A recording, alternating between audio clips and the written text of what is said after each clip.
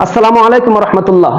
দর্শক, আপনারা ইতিমধ্যে যার নামটি বারবার শুনতেছেন, সেই ড্রপ বক্তা, যিনি কথায় কথায় ড্রপ করে, যে মেসেজ দেয় ড্রপের মাধ্যমে, যার মোবাইলে মেসেজ আসে ড্রপের মাধ্যমে, যে কথা বলে ড্রপের মাধ্যমে, সেই পরিচিত সমালোচিত ড্রপ বক্তা ইতিমধ্যে আলহামদুলিল্লাহ লাইনে চলে এসেছেন। পাশাপাশি তার জীবন বৃত্তান্ত সবকিছু তত্ত্ব ফাঁস করে দিলেন তারই মিরপুরের এক উস্তাদ। আজকে তার উস্তাদের মুখে এই ড্রপ বক্তার জীবন কাহিনী নিয়ে কিছু কথা শুনবো। ধৈর্য ধারণ করে শুনবেন এবং আপনার মন্তব্যগুলো কমেন্ট বক্সে জানিয়ে যাবেন। আসসালামু আলাইকুম ওয়া রাহমাতুল্লাহি ওয়া বারাকাতুহু নাহমাদুহু ওয়া নুসাল্লি আলা রাসূলিহিল কারীম আম্মা বা'দ। সুপ্রিয় দর্শক মণ্ডলী, একটি বিষয় আপনাদের সামনে শেয়ার করার জন্য এসেছি। আপনারা হয়তো কেউ শুনবেন অথবা অনেকেই হয়তো বিরক্ত হয়ে চলে যাবেন, কিন্তু আপনাদের এটা জানা জরুরি। সেটি হলো যে বর্তমানে ড্রপ হুজুর নামে একজন হুজুর খুব ভাইরাল হয়েছে, যিনি সময়ে সময়ে মেসেজ ড্রপ করেন আপনাদেরকে। বিভিন্ন সময়ে এসে বিভিন্ন বিষয়ে তার মূল্যবান বক্তব্য পেশ করেন, ড্রপ করেন। এই যে ড্রপ কথাটা ভাইরাল হয়ে গেছে, এখন সে তার বক্তব্যের মধ্যে ড্রপ কথাটাই বেশি ব্যবহার করে। সেই ছেলেটা মূলত দুঃখের সাথে বলতে হয়, কষ্টের কথা, সে মূলত আমার ছাত্র ছিল, আমাদের মাদ্রাসায় পড়তো এবং আমার অনেক খুব কাছের একজন ছাত্র ছিল। ছেলেটা অত্যন্ত মেধাবী, ক্লাসে তার রোল 1 ছিল। আমাদের এখানে সপ্তম শ্রেণী পর্যন্ত পড়ে, সেখানে অত্যন্ত ভদ্র, আমলদার এবং সে ছোট থেকেই অনুকরণ প্রিয় ছিল। আমাদের এখানে যখন পড়তো, মিরপুর দারুস সুন্নাহ মাদ্রাসা, এখানে যখন পড়তো সে আমাদের প্রিন্সিপাল ওস্তাদ তার অনেক ভক্ত ছিল। প্রিন্সিপাল ওস্তাদকে হুবহু নকল করার চেষ্টা করত, তার ভয়েস, তার হাঁটা চলা, তার জুতা, তার জুব্বা, এগুলো সবই সে নকলে খুব পারদর্শী ছিল, খুব নকল করতো। তা আমরা তখন বলতাম যে ভালো, একজন ভালো আল্লাহওয়ালা মানুষের সে মতো হতে চাচ্ছে, সেটা তো খারাপ না, ভালো। তো এই ছেলেটা হঠাৎ করেই তার বাবা মারা যায়। বাবা মারা যাওয়ার কারণে পরবর্তীতে সে মাদ্রাসা থেকে চলে যায়। তো আমরা ভেবেছি হয়তো অন্য কোনো মাদ্রাসায় গিয়ে ঠিকঠাক মতো পড়াশোনা করছে, কিন্তু হঠাৎ করেই দেখা গেল যে সে এরকম ভাবে মিজানুর রহমান আজহারিকে নকল করার চেষ্টা করছে। আমার সাথে প্রথম দিকে যোগাযোগ হয়েছে, আমি তাকে বুঝিয়েছি যে মিজানুর রহমান আজহারি তিনি একজন জনপ্রিয় ব্যক্তিত্ব, একজন ইসলামিক স্কলার।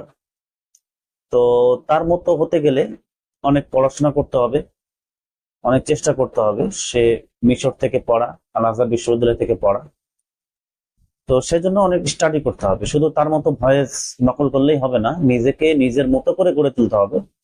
আর একজনের হুবহু কপি করা এটা খুবই দোষণীয় এবং এটা দৃষ্টিকটু। নিজের মতো করে সঠিক কথাটাকে মানুষের সামনে প্রচার করতে হবে। তো যাই হোক, সে চেষ্টা করলো, বেশ কিছুদিন চেষ্টা করলো। আমি তাকে বুঝালাম যে ভালো কথা, সঠিক কথা, কোরআন ও সহিহ হাদিসের আলোকে মানুষকে বলো। তো প্রথম প্রথম সে খুব আদবের সাথেই কথা বললো, হ্যাঁ ঠিক আছে উস্তাদি দোয়া করেন ইত্যাদি নানান কথা বললো। কিন্তু পরবর্তীতে ধীরে ধীরে ধীরে ধীরে আমরা বাঙালিরা, হুজুগে বাঙালি ট্রল করতে খুব পছন্দ করি। একটা ইস্যু পেলে সেটাকে আমরা ভাইরাল করি। তো সে এই নকলটা এতটাই হুবহু, একেবারে পুঙ্খানুপুঙ্খানুরূপে, একবারে বলা চলে যে কোনো মিস হয় না, হুবহু নকল করলো। তাতে মানুষজন অবাক হয়ে গেল এবং তাকে কপিউর রহমান আজহারি বলে নাম দিল। সেও দেখলো যে আমি তো ভাইরাল হয়ে যাচ্ছে, আমাকে চিনছে, লোকেরা চিনতে পারতেছে। এরপরে দেখা গেল সে আবরাল হক আসিফের একটা কথা নিয়ে কথা বলল, মানে বিতর্কিত ইস্যুগুলো নিয়ে, সেগুলো নিয়ে কথা বলা শুরু করলো। মানুষ সেভাবে লুফে নিল। বিভিন্ন ইউটিউবাররা, বিভিন্ন ব্লগাররা, বিভিন্ন ফেসবুকে যারা কন্টেন্ট ক্রিয়েট করে, এরা তাকে নিয়ে ট্রল করলো। ট্রল করতে গিয়ে তাকে আরো ভাইরাল করে ফেললো। তো সেখান থেকে সে আরো বেপরোয়া হয়ে গেল।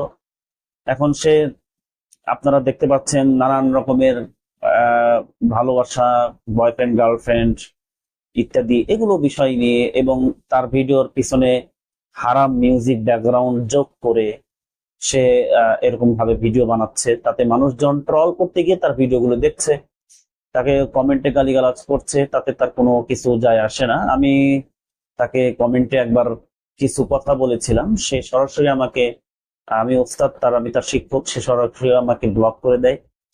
আমি আর জানি না, আমি আর সেই আইডি থেকে, আমার সেই যে আইডি আছে সেখান থেকে আমি তাকে আর খুঁজে পাই না বা তাকে দেখতে পারি না। পরবর্তীতে অন্যভাবে দেখি যে সে এগুলো উল্টাপাল্টা ভিডিওগুলো ছাড়তেছে। আমাদের আরো ওস্তাদগণ, তার যারা শিক্ষক আছে আমাদের, তারা তাকে সতর্ক করার চেষ্টা করেছেন, সতর্ক করেছেন, কিন্তু সে কারো কথায় কোনো কান দিচ্ছে না। এখন যে পরিস্থিতিতে সে গেছে সেটা হলো সম্পূর্ণরূপে ভাইরালের নেশা তাকে ধরেছে। ছেলেটা মেধাবী, সে শুনেছি সে এখানে সপ্তম শ্রেণী পড়ে তারপরে সে অন্য জায়গায় গিয়ে দাওরাটা কোনো মতে ফারেক করেছে। তার সাথে যারা পড়ে আমাদের এখানে, তারা এখনো কেবল একাদশে পড়ে। তার সাথে যারা পড়ে তাদের দাওরা ফারেক করতে আরো দ্বাদশ, কুল্লিয়াউলা, কুল্লিয়াসানি, মানে আরো 3 বছর লাগবে দাওরা পাস করতে। অথচ সে আমাদের এখান থেকে চলে গিয়ে 1 লাফে দাওরা পাস করে ফেলেছে, দাওরা ফারেক দিয়ে ফেলেছে।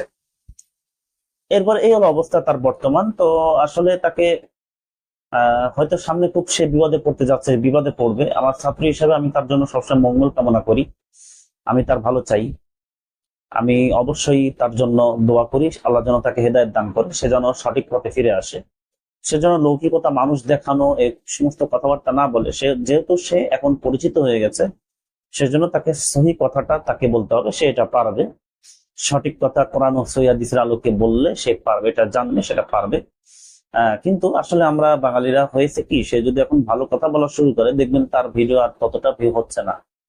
হ্যাঁ, কারণ সে সঠিক বলতেছে, তাকে না ট্রল হচ্ছে না, তাকে ট্রল করা যাচ্ছে না, গালি দেওয়া যাচ্ছে না। এই জন্য দেখা গেলো যে সে দু একটা ভালো ভিডিও বানালেও পরবর্তীতে ভিউ না হওয়ার কারণে সে পিছিয়ে আসবে, সম্ভাবনা এটা খুবই জোরালো। তারপরে আল্লাহ রাব্বুল আলামিনের কাছে দোয়া করে আল্লাহ তাআলা তাকে হেদায়েত দান করুন, সঠিক কথাটা সে যেন বলে। সেই কথাই, সেই দোয়াই আমরা করছি।